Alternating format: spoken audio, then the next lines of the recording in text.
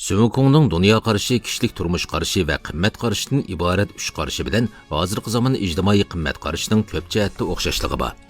Bu o'xshashliklar insonlarning o'rtaq qimmat intilishi va axloq o'lchimini aks ettirgan. Haqqoniyat va odillik. Sünukung haqqoniyat va odillikda boshni oxir chang turib, zo'ravonlikdan qo'rqmay, adolatsizlikka jang e'lon qilishga jur'at qiladi. Bu xil ruh hozirgi zamon jamiyatidagi haqqoniyat va odillikka bo'lgan intilish ro'yi bilan birdek.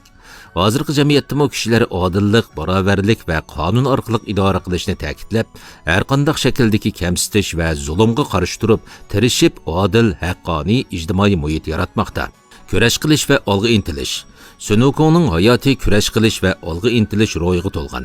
U uzluksiz o'rganib, mashq qilib, o'zining iqtidorini o'stirib, turli xiris va qiyinchiliklarga taqobil turdi. Bu xil ruh hozirgi zamon jamiyatidagi shaxsning o'sib yetilishi va o'z-o'zini takomillashtirishga bo'lgan intilishi bilan mos keladi. Hozirgi jamiyatda kishilar tirishib kurash qilib, uzluksiz o'rganib va o'zini yuksaltirib, shaxs qimmati va ijtimoiy qimmatini ishga oshirishga rag'batlantirildi. Sodiqlik va mas'uliyat. Sünukungning tangsinga bo'lgan sadoqati va nom akilishdagi ulug' ishga bo'lgan mas'uliyat tuyg'usi o'qirmanlarni cho'nqur ta'sirlantirdi. Bu xil sodiqlik va mas'uliyat tuyg'usi hozirgi jamiyatda kasbiy axloq va ijtimoiy mas'uliyatni ta'kidlash bilan birdek. Hozirgi jamiyatda kishilar sadoqatmanlik va mas'uliyat tuyg'usiga ahamiyat berib, ularni ijtimoiy muqimlikni qo'g'dash va taraqqiyotni ilgari surishdagi muhim omil deb qaraydi.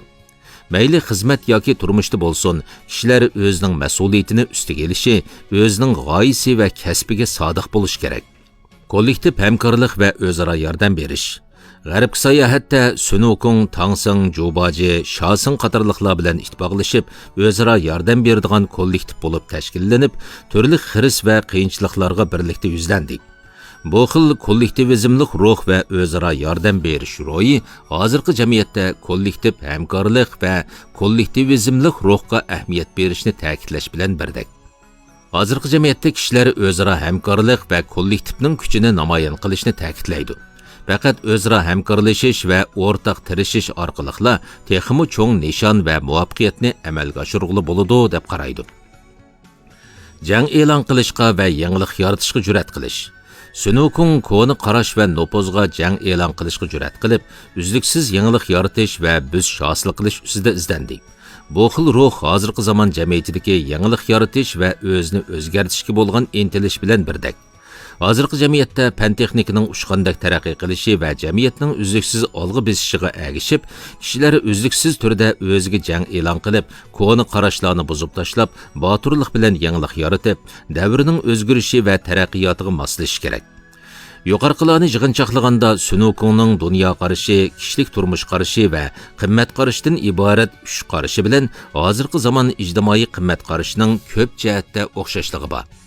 Bu o'xshashliklar insonlarning o'rtaq qimmat istiki va axloq o'lchimini namoyon qilib qolmay, yana bizni foydali ilhom va o'rnak bilan ta'minlaydi.